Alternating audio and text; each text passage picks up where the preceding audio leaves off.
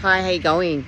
I was in conversation with a client the other day, and they were actually explaining to me the difficulties they were having aligning with one of their direct reports, somebody that they directly manage, and they couldn't for the life of them seem to get along with this person, and no matter how much they've tried, they're always seeming to run up against a brick wall. Now, generally, when there are restraints in communication between you and another individual, my first suggestion would be to check, how is your rapport? Have you got rapport? Have you built rapport? How strong is the rapport that you've got? Because those that are like each other will like each other.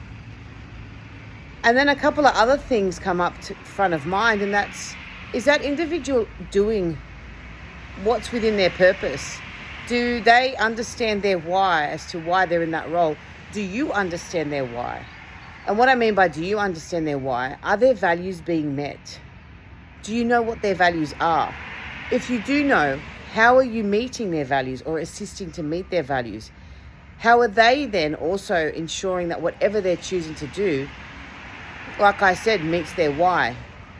As individuals, we are motivated by our own values and beliefs and things that happen within us, and some of them happen at the unconscious level. A lot we don't even know are there, but they are there, and they drive and trigger us to do what it is that we do in life. So spending the time as a leader to actually understand your team and understand who they are as people, not as the people within the role, but as individuals, understanding what it means to motivate them, understanding what their why is, understanding what their values and belief systems look like, and also ensuring to continually build rapport with them no matter what. Even when you think you have it, ensure that you continue to have it.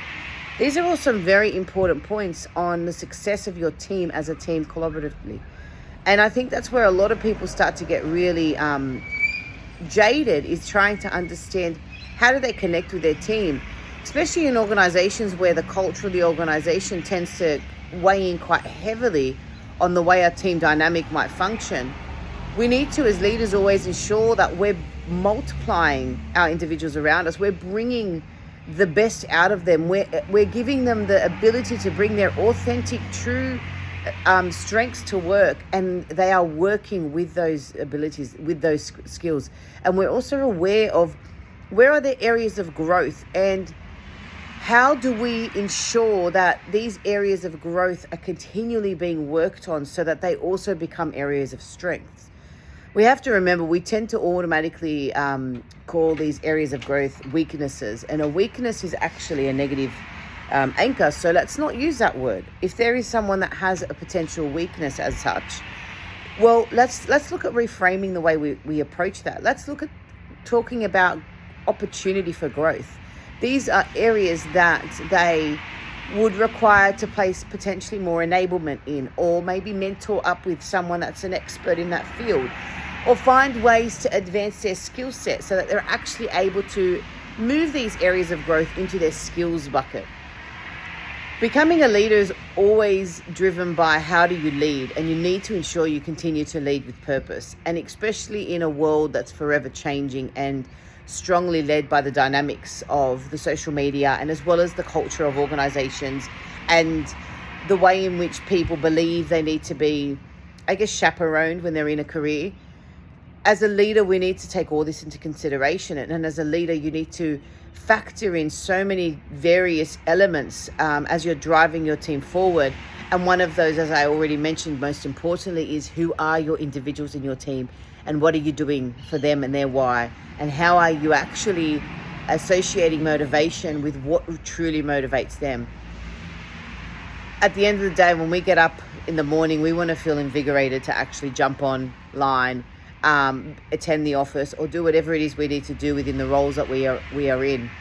And we are, as I said, driven by so many factors, and it's very, very easy for us to start to feel depleted, or like we're dragging our feet and we actually don't want to be there. And unfortunately, with negative feelings, they sort of avalanche quite quickly, and they can start to focus on a lot of other negative areas in our career that we start to create a massive case to tell us why we should not be in the role we're in.